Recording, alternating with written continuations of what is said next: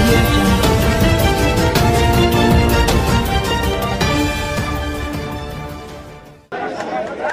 సభాధ్యక్షులు మీ అభిమాన నాయకులు వేదికపై ఉన్న కాంగ్రెస్ పార్టీ అధినాయకులు అందరికీ కార్యక్రమంలో ఇచ్చేసిన కార్యకర్తలు ప్రజలు మీ అందరికీ ధన్యవాదాలు.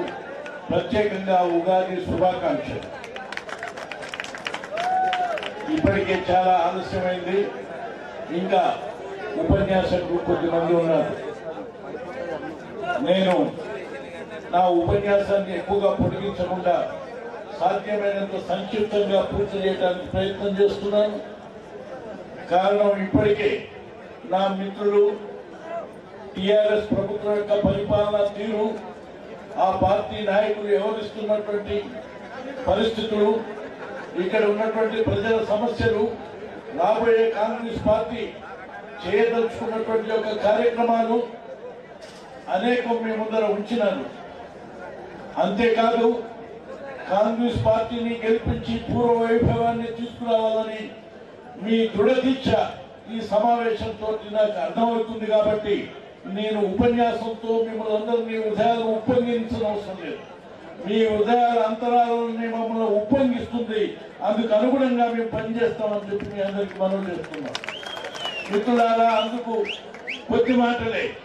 ఇవాళ టిఆర్ఎస్ పార్టీ, టిఆర్ఎస్ ప్రభుత్వం కొన్ని మాటలనే మీకు గుర్తు చేస్తున్నాను.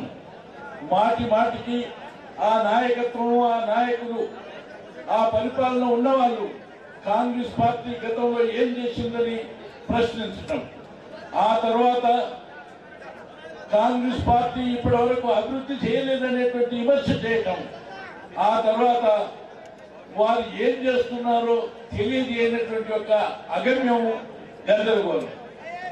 ఆ పరిస్థితుల్ని మీకు గుర్తు చేయడానికే చాలా సూక్ష్మంగా చెప్పదలుచుకున్నాను.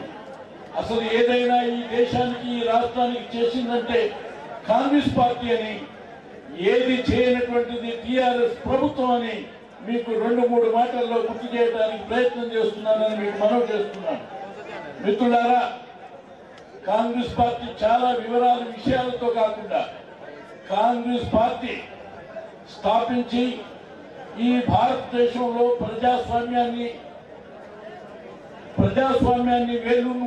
వేళ్ళూనటానికి, ఆ తర్వాత ఎన్నో సంవత్సరాలుగా బ్రిటిష్ కబంధ హస్తాలతో నలుగుతున్నటువంటి భారత సమాజాన్ని విముక్తి కలిగించడానికి 60 సంవత్సరాలు అధికారం లేకుండా పోరాడి స్వాతంత్ర్యాన్ని సాధించింది కాంగ్రెస్ పార్టీ అని మీ అందరికీ తెలుసు. అంతేకాదు ఆ తర్వాత ఈ 40-50 సంవత్సరాల్లో అనేక పరిశ్రమలు ఏర్పాటు చేయడంతో పాటు, అనేక పథకాలను ఏర్పాటు చేయడంతో పాటు, అన్ని కులాల, మతాల, వర్గాల యొక్క సామరస్యాన్ని కాపాడుతూ సమగ్ర అభివృద్ధిని సాధించి అంతర్జాతీయంగా ఖ్యాతిగాంచినటువంటిది భారతదేశంలో కాంగ్రెస్ పార్టీ అని మీకు గుర్తు చేస్తున్నాను. కానీ ఆఖరికి 50 సంవత్సరాలు జరుగుతున్నటువంటి ఈ అభివృద్ధితో భాగంగా మనందరి యొక్క ఆత్మాభిమానం, ప్రత్యేకమైనటువంటి తెలంగాణ రాష్ట్రం కావాలని సకల జనుల మీద ఆకాంక్షించినటువంటి ఈ ప్రత్యేక రాష్ట్రం ఇచ్చింది సోనియా గాంధీ, కాంగ్రెస్ పార్టీ అని చెప్పి మీ అందరికీ మనవి చేస్తున్నాం. ఆ విధంగా అభివృద్ధిని సాధించిన దాంట్లో 1, 2, 3 కాదు. ఆ తర్వాత 2004 నుంచి మొత్తం 50 సంవత్సరాలు చెప్పేదానికంటే 4 నుంచి ఈ 14 దాకా మన కాంగ్రెస్ పార్టీ నిర్వహించినటువంటి పరిపాలన మీరు ఒకసారి గమనిస్తే, ఉచిత కరెంటు మొదలుకొని ఆరోగ్యశ్రీ, అంగన్వాడీ సెంటర్లు, అనేక రకాల సంక్షేమ పథకాలు, ఆ తర్వాత భారతదేశం ప్రవేశపెట్టినటువంటి ఆహార భద్రత ద్వారా ఇచ్చేటువంటి బియ్యాన్ని 3 రూపాయలకు ఆహార భద్రత స్కీము దేశంలో ఉంటే మన రాష్ట్రంలో 1 రూపాయి కిలో బియ్యం ఇచ్చి మొదలుపెట్టింది కాంగ్రెస్ పార్టీ ప్రభుత్వాన్ని అందరికీ మనం చేస్తున్నాను. ఉచిత కరెంట్ ఇచ్చి 12 ఏళ్ల నుంచి ఏ ప్రభుత్వం వచ్చినా ఈ రైతుకు న్యాయం చేయడానికి చేసింది కాంగ్రెస్ పార్టీ. ఆ తర్వాత భారతదేశంలో మన రాష్ట్రంలో సుమారు 72,000 కోట్ల రూపాయలు రైతుల యొక్క రుణ భారాన్ని మాఫీ చేసినటువంటిది కాంగ్రెస్ పార్టీ. ఆ విధంగా గత స్వాతంత్రం వచ్చినప్పటి నుంచి ఎస్సీలు, ఎస్టీలు, బీసీలు, మైనార్టీలు అందరూ కార్పొరేషన్ ద్వారా తీసుకున్న మీ రుణ భారాన్ని 500 కోట్లు మాఫీ చేసినటువంటిది కాంగ్రెస్ పార్టీ అని చెప్పి మీ అందరికి మనం చేస్తున్నాను. అంతేకాదు ఆ 10 సంవత్సరాల్లో ఇందిరమ్మ వివిధ పథకాల ద్వారా 25 లక్షల ఇండ్లని 24.5 లక్షల ఇండ్ల నిర్మాణం చేసింది కాంగ్రెస్ పార్టీ అని చెప్పి మీ అందరికి మనం చేస్తున్నాను. అంతేకాదు అనేక ప్రాజెక్టులను అంతకు ముందే కాంగ్రెస్ పార్టీ పోచంపాడు మీ దగ్గర ఉన్నటువంటి సరస్వతి కెనాలు, లక్ష్మీ కెనాల్తో పాటు నాగార్జున సాగర్ ప్రాజెక్టులని ఎన్నో నిర్మాణం చేసినటువంటిది కాంగ్రెస్ పార్టీ. ఆ తర్వాత ఈ రాష్ట్రంలో 50 లక్షల ఎకరాలకు నీళ్లు ఇవ్వడానికి అంకురార్పణ చేసినటువంటిది కాంగ్రెస్ పార్టీ. అందులో భాగమే మీ అందరి మీ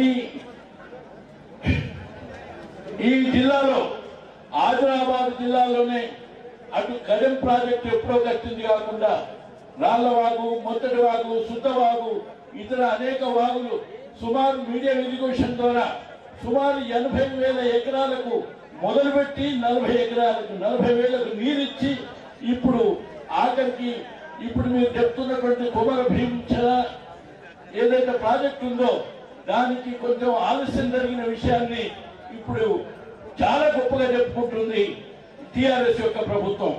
అంతేకాదు ప్రాణహిత చెవెళ్ల ద్వారా సుమారు 2 లక్షల ఎకరాలకు నీరిచ్చేటువంటి అంకురార్పణ చేసినటువంటిది ఆదిలాబాద్ కు ఈ కాంగ్రెస్ పార్టీ మీకు మనం చేస్తున్నాను.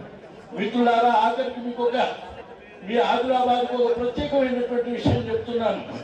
ఇవాళ ఈ భారత్ ఇన్ని విషయాలు ఇచ్చిందే కాదు, ఈ 4 సంవత్సరాల్లో చెప్పిన డబుల్ రూమ్ కానీ, చెప్పిన 3 ఎకరాలు కానీ, చెప్పిన ఇప్పుడే మిత్రులు చెప్పిన రిజర్వేషన్ కానీ, ఆ తర్వాత ఆఖరికి కడుతున్నటువంటి ఇళ్ళ బిల్లులు కానీ ఇవ్వలేనటువంటి అసమర్థమైనటువంటి ప్రభుత్వం ఇవాళ టిఆర్ఎస్ ప్రభుత్వం. ఇప్పుడే మిత్రులు చెప్పినారు, ఆఖరికి ఇచ్చినటువంటి హామీ, ప్రధానమైన హామీ ఆ 1,00,000 రూపాయలు ఒకేసారి మాఫీ చేయలేక, ఆ మాఫీ చేయకుండా ఉండటం మూలాన మీ రుణభారం తిరిగి సగానికి పైగా మీకు పెరిగింది. అందులో ఆదిలాబాద్ జిల్లాలో అనేక బ్యాంకుల నుండి ఆ మొదటిది కూడా ఇవ్వనటువంటి విషయం మా ముందర ఉన్నది. ఇవాళ అది మేము ప్రభుత్వానికి నివేదించినాం. అంటే పూర్తిగా ఈ ప్రభుత్వం వైఫల్యం చెందింది. ఆ 3 ఎకరాల భూమిని కూడా ఏటా 10,000 ఎకరాలకు ఇస్తానన్నాడు. కానీ 4 సంవత్సరాల్లో 10,000 ఎకరాలకు ఇవ్వలేదు కదా. ఆ 10,000 చొప్పున ఇస్తే ఉన్నటువంటి వాళ్లకు 250 సంవత్సరాలైనా కూడా నువ్వు ఇస్తానన్న మందికి ముట్టదు ఆ 3 ఎకరాల భూమి అని చెప్పి మీకు తెలియజేస్తున్నాను. కానీ భారత కాంగ్రెస్ పార్టీ ప్రభుత్వం సుమారు ఈ రాష్ట్రంలో 33 లక్షల ఎకరాల భూమి సీలింగ్ గవర్నమెంట్ ల్యాండ్ భూముల్ని పంచినటువంటిది కాంగ్రెస్ పార్టీ. అందులో ప్రత్యేకంగా మీ ఆదిలాబాద్ జిల్లాలో ప్రభుత్వ భూముల్ని పేద ప్రజలకు అత్యధికంగా ఇచ్చింది కాంగ్రెస్ పార్టీ. సుమారు 4.5 లక్షల ఎకరాల భూమి ప్రభుత్వ భూమి. అటవీ హక్కుల చట్టం ద్వారా సుమారు 4 లక్షల ఎకరాల భూమి, 8.5 లక్షల ఎకరాలు ఈ ఆదిలాబాద్ జిల్లాకు పేద ప్రజలకు పంచింది కాంగ్రెస్ పార్టీ అని మీ అందరికి మనవి చేస్తున్నాను. అటువంటి కాంగ్రెస్ పార్టీని ఇవాళ మీరు రక్షించాల్సిన అవసరం ఉందా లేదా, లేక నిలబెట్టాల్సిన అవసరం ఉందా లేదా అనేటువంటి మీ అందరికి మనం చేస్తున్నాం. ఆ విధంగా అందుకు సందేహం కూడా లేదు. మీ అందరి యొక్క ఇవాళ ఉన్నటువంటి ఈ సమావేశమే సంకేతంగా ఇస్తుంది.